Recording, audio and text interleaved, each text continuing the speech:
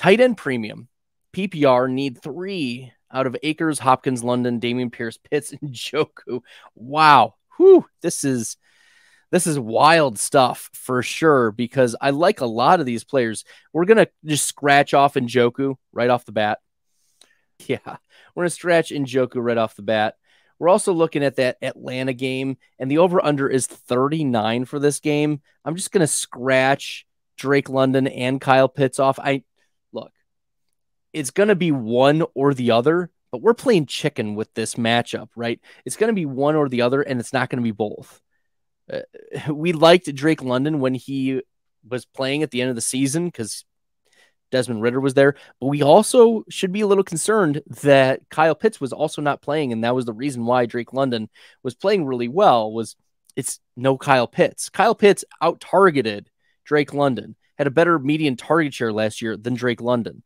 So I know that Pitts did not deliver for you for fantasy, but that's the risk you're taking with an Arthur Smith offense. So we have to be a little bit more concerned. I like Dameon Pierce. Okay. I know it's Houston, and Houston takes on the Baltimore Ravens, but the Ravens are 9.5-point favorites at home. You think that they're going to be using Dameon Pierce in the passing game? Yeah, they are.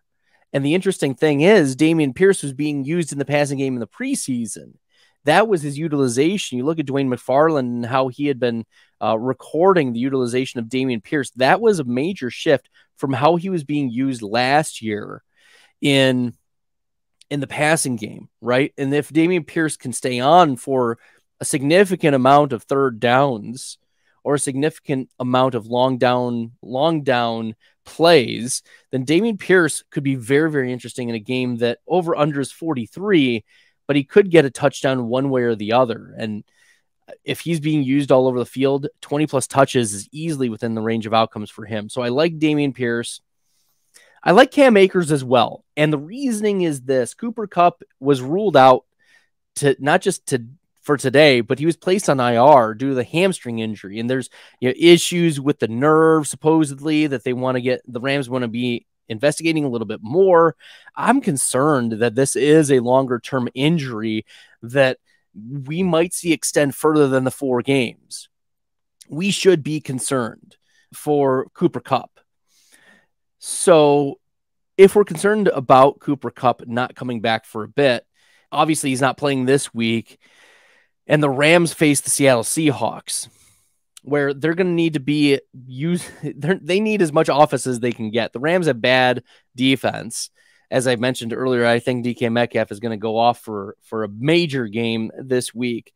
And so they're trying to catch up. They're going to be using Tyler Higbee, and they're going to be leaning on Cam Akers. And I think Kyron Williams is still going to get thrown in on long down distance, third down work. Like the Kyron Williams comp on Player Profiler is Theo Riddick.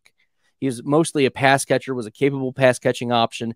The Rams coaching staff wanted to use Kyron Williams last year, but he got injured in game 1 and was not able to work his way back, at least into the regular rotation.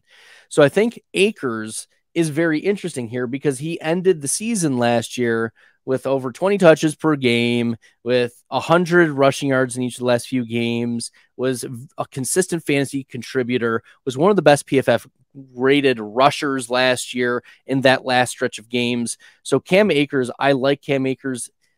I like Akers. I like D-Hop over London. I like Dameon Pierce. So I would go with those 3, even though you do mention that it's tight end premium, I still will take those.